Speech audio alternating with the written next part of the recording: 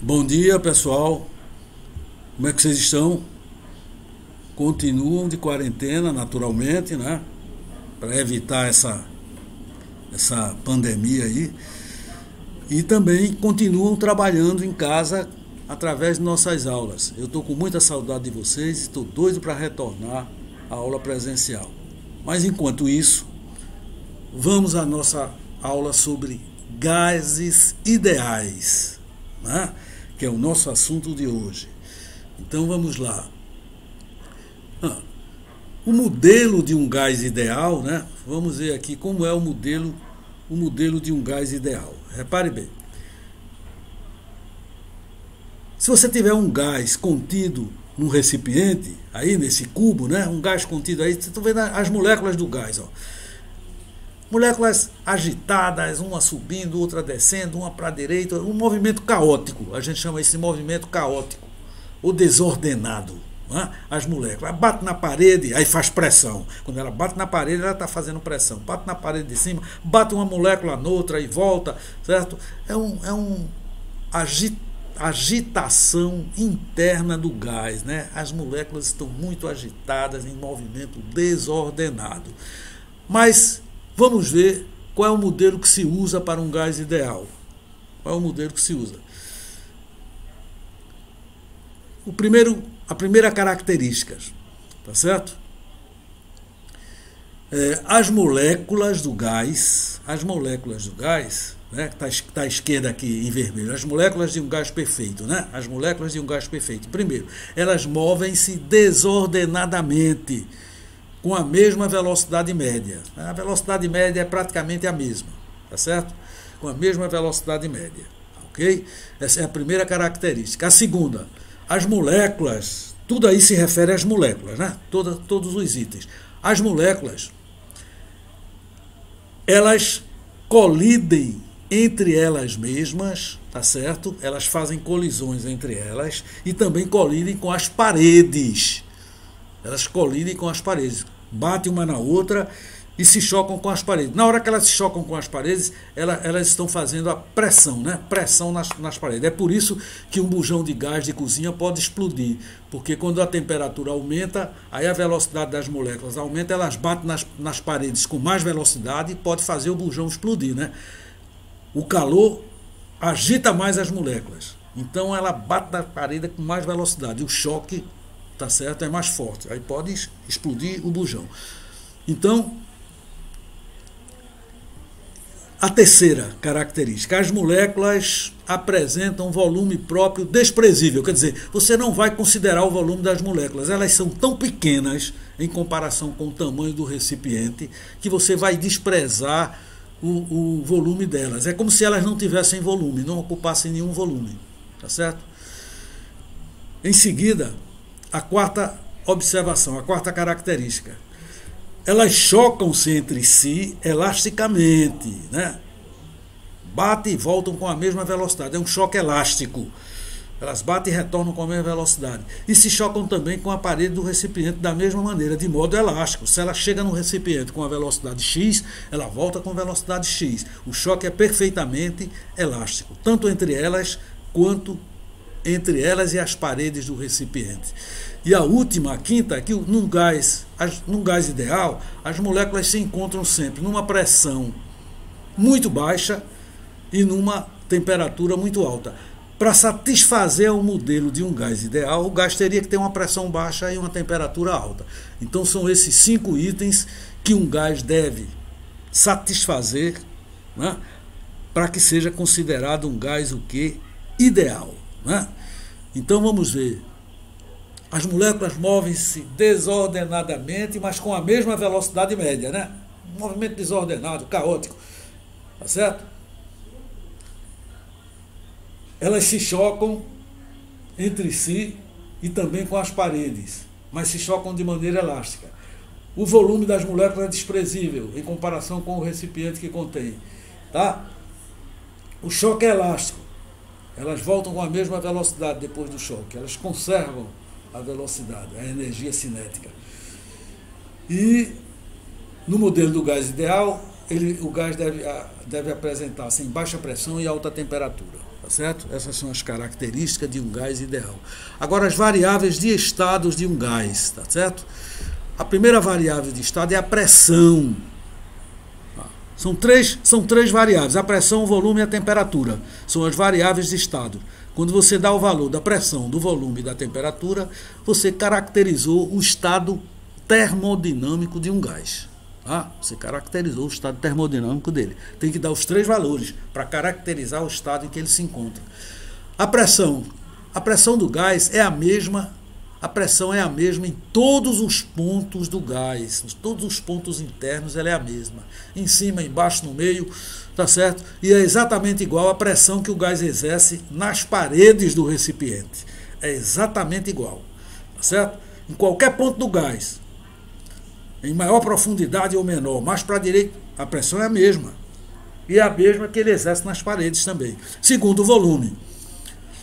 O volume do gás é uma coisa interessante porque o gás tem que ser acondicionado em um recipiente. Você tem que botar o gás num recipiente, num cilindro, numa caixa cúbica, alguma coisa. Então o volume do gás é igual ao volume interno do recipiente. Tá certo? O volume do gás é igual ao volume interno do recipiente. E se esse recipiente aumentar de volume, se você dilatar o recipiente, o volume do gás também aumenta, porque o gás ele tem uma expansibilidade muito grande. Você pode expandi-lo ou comprimi-lo muito. Ele se expande e se comprime, tá certo? Numa taxa muito alta. Ele sofre muita compressão, ele sujeita-se a muita compressão e a muita expansão. Quer dizer o seguinte: se você tirar o gás de um tubinho bem pequenininho, que tem 1 centímetro cúbico, e jogar ele dentro de um tonel com 1000 centímetros cúbicos, ele vai ocupar o mesmo volume. Ele estava num tubinho pequenininho, 1 centímetro cúbico. Aí você vai jogar ele num tonel com 100 metros cúbicos de volume interno. O gás que estava no tubinho vai ocupar o volume de 100 metros cúbicos. Ele se expande e ocupa aquele volume. Portanto, o volume do gás é o volume interno do recipiente que o contém. Se for um recipiente de volume interno pequeno, o volume do gás será pequeno. Mas esse mesmo gás, se for colocado num volume muito grande, ele também assumirá esse maior volume. Tá certo? Finalmente, a temperatura. A temperatura é aquela grandeza que indica o nível de agitação das moléculas do gás. Ela indica se as moléculas estão muito agitadas ou estão pouco agitadas. Quando você eleva a temperatura de um gás, as moléculas ficam mais agitadas. Elas vão se chocar com as paredes com mais velocidade, vão criar maior pressão. Por isso, pode romper o bujão de gás, tá certo? Pode haver explosão, porque se a temperatura aumentar, as moléculas se agitam. Quando elas se agitam, o gás se expande. Elas vão se chocar com mais velocidade nas paredes, tá certo? Então, são essas as variáveis de estado de um gás. Para você indicar o estado termodinâmico de um gás, você tem que dizer em que pressão ele se encontra, qual o volume que ele ocupa e qual a temperatura em que ele está. Aí você determinou o estado dele. Em seguida, vamos ver a equação de Clapeyron, certo? Uma equação muito importante no estudo dos gases ideais, certo? Muito importante. Então você tem as variáveis de estado de um gás, P, V e T. P é a pressão, V é o volume e T é a temperatura do gás, tá certo? Essa temperatura do gás, nos problemas, você sempre tem que usar a temperatura na escala Kelvin. Se tiver em Celsius, tem que passar para Kelvin. Se tiver em Fahrenheit, tem que passar para Kelvin. As equações dos gases ideais só aceitam temperaturas da escala Kelvin. Mas vamos ver. Aí tem um gás aí, ó, as moléculas agitadas, a temperatura, o termômetro indicando a temperatura, o peso ali para fazer pressão e manter o gás exatamente naquela posição, manter o êmbolo naquela posição. Então, vamos estabelecer essa equação para os gases ideais, né? Chamada equação de Clapeyron. Ele estabeleceu a equação, ele determinou a equação, é esta que está em amarelo aí, PV igual a nRT. PV igual a nRT. Claro que o P indica a pressão do gás, V é o volume que ele está ocupando, que é o volume interno do recipiente, R, N é o número de mols do gás, tá certo? Número de mols. O número de mols é determinado pelo quociente. Está aqui abaixo da figura, tem o número de mols. O número de mols é determinado pelo quociente entre a massa do gás e a massa molar do próprio gás. Essa massa molar é uma constante para cada gás. Essa massa molar, o gás oxigênio tem uma, o gás de hidrogênio tem outra. É uma característica de cada gás. Esse M grande é a massa molar. E o M minúsculo é a massa do gás. Você pode ter um problema com uma massa de 10 gramas, o outro de 50. Isso aí é uma variável. Isso aí é uma variável. Mas o M grande é uma constante para cada gás. Chama-se massa molar. Inclusive é tabelada. Tá bom? Então, o R é chamada constante universal dos gases ideais ou perfeitos. Constante universal. Esse R é sempre dado na questão, está aqui o valor dele, 0,82 atmosfera litro por mol Kelvin, ou então 8,31 joules mol Kelvin, né? Joules por mol Kelvin. Tá? Volto a insistir que nas equações dos gases, tá certo? Ela sempre requer a temperatura na escala Kelvin, ok? Então tá aí a equação de Clapeyron. PV igual a nRT, P pressão, V volume, N número de mols, né? A razão entre a massa e a massa molar. R, constante universal, sempre dada na questão, quando é necessário. E T, a temperatura sempre na escala Kelvin. Essa equação será muito usada nos exercícios de gases ideais. Tá certo? Agora, vamos falar um pouco sobre transformações gasosas. Quando é que um gás sofre uma transformação? Tá certo? Quando ocorre mudança em suas variáveis de estado. Quais são as variáveis de estado? Pressão, volume e temperatura. Quando ocorre mudança nessas variáveis, ele sofreu uma transformação gasosa. Não, o gás estava no volume de 10 litros na temperatura de 30 kelvins. Agora ele está no volume de 50 litros e numa temperatura de 50 kelvins. Pronto, aconteceu uma variável de estado. Aconteceu uma transformação gasosa, porque ocorreu, né, variação nas suas variáveis de estado. Muito bem. A primeira figura do lado esquerdo tem um estado inicial aí onde a pressão é P1, V1, pressão V1, volume V1 e temperatura absoluta T1. No estado 1, né? P1, V1, T1. Aí esse gás evolui para um estado 2. Aconteceu uma transformação gasosa porque houve variação, tá? Do volume, na pressão e na temperatura. Aí a pressão que era P1 passou para P2, o volume subiu para V2, tá? Tudo bem. E a temperatura também mudou. Você pode usar a equação de Clapeyron para o estado 1, está escrita aqui, P1V1 igual a nRT1. Esse N e esse R não vão mudar, porque é o mesmo gás, né? Então, e também aplicar a equação de Clapeyron para o estado 2, P2V2 da nRT2. Ok. Agora, para relacionar, vamos dividir. Vamos dividir a primeira equação pela segunda equação. Aqui aparece a divisão, o N e o R vão cortar, N e R vão desaparecer, simplificando. Aí chegamos a essa equação aí. P1V1 sobre T1 igual a P2V2 sobre T2.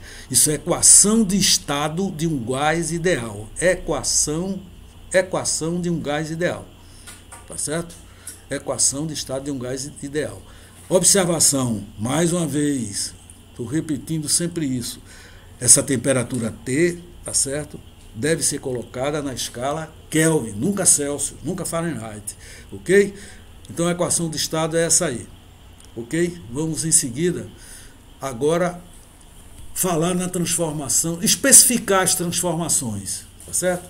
Existem diferentes transformações. Transformação isotérmica, isobárica, né? Isovolumétrica. Bom, Vamos ver. Primeira transformação que nós vamos analisar é a transformação isotérmica. Isotérmica quer dizer que a temperatura permanece constante. Né? Iso vem de mesmo, igual. Mesma temperatura, temperatura constante. Então quer dizer que a temperatura no estado 1 e no estado 2 é a mesma. Então, escrevemos a equação do estado, está aí a equação do estado, né, do gás, para qualquer gás ideal, mas como a temperatura é a mesma, ela corta, ela desaparece. Ao desaparecer a temperatura, a fórmula que nós temos é essa aqui. Então, essa é a equação para uma transformação isotérmica, quando a temperatura permanece constante. Essa equação é também chamada de lei de Boyle-Mariotte. São os químicos que chegaram a essa conclusão aí através de experiência, né, de estudos experimentais. Então, essa é a fórmula que nós devemos usar quando a transformação for o quê? Isotérmica. É a lei de Boyle-Mariotte. E aqui ao lado tem o gráfico PV, pressão versus volume, que é uma hipérbole, indicando que à medida que o volume vai aumentando, a pressão vai diminuindo. Né? Claro, o volume maior, as moléculas ficam mais livres, né? Aí o volume vai diminuindo. Mais livres, não foi isso que eu quis dizer. Né? Elas ficam mais afastadas, vamos dizer assim. Aí realmente diminui a pressão. Aumento de volume, tá certo? Acarreta uma diminuição na pressão. Daí o gráfico PV para a transformação isotérmica. Tá? E aqui embaixo está dizendo que sobre a pressão, aliás, aqui embaixo está dizendo que a pressão e o volume são inversamente proporcionais. Né? Eu já tinha falado, quando o volume cresce, a pressão diminui. Então, realmente está aí a transformação isotérmica. Vejamos agora a segunda transformação, chamada isobárica. Transformação isobárica é quando a pressão permanece constante. Né? A única variável que vai permanecer constante é a pressão. Escrevemos aqui novamente a equação geral dos gases, ou lei geral dos gases, né? E cortamos a pressão, porque a pressão é a mesma. Simplificando a pressão, nós chegamos a essa relação aqui, V1 sobre T1 igual a V2 sobre T2. Tá? Essa relação só vale para a transformação isobárica e é chamada lei de Gay-Lussac. Lei de Gay-Lussac. O gráfico pressão versus temperatura, volume versus temperatura, não é pressão. A pressão permanece constante. O gráfico volume versus temperatura, com pressão constante, é essa linha reta passando pela origem, indicando que o volume e a temperatura são diretamente proporcionais. Isso quando a pressão permanece constante. Não é? A lei de Gay-Lussac. Lei de Gay-Lussac para uma transformação isobárica. Beleza? Foi só cortar as pressões e determinar a relação aí, que é chamada lei de Gay-Lussac. Em seguida, vamos à transformação isovolumétrica. Iso é o mesmo. Volumétrica vem medida do volume, mesmo volume. Ou isométrica, né? Porque mesmo as dimensões. Ainda tem um terceiro nome, viu, que eu não botei aí, isocórica. Essa transformação tem 3 nomes, isovolumétrica, isométrica ou isocórica. Bom, nessa transformação o volume permanece constante. Na lei dos gases, na lei geral dos gases, na equação de estado, corta o volume, então chegamos a essa relação, ó, P1 sobre T1 igual a P2 sobre T2. Essa é chamada lei de Charles, foi ele quem desenvolveu, estabeleceu essa relação.